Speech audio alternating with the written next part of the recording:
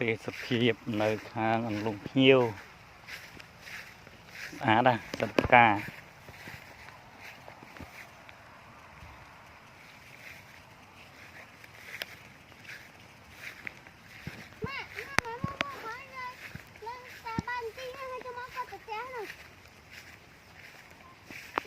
្អាតណាស់ផ្កាស្រស់ល្អ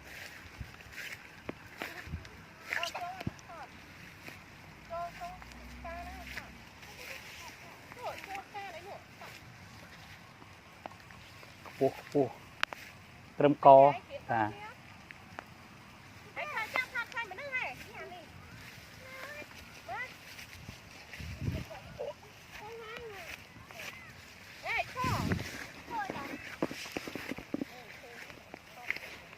ហើយគៀកគ្នាឯនៅក្នុងស្មៅនៅក្នុងផ្កាចឹងមើលមិនឃើញ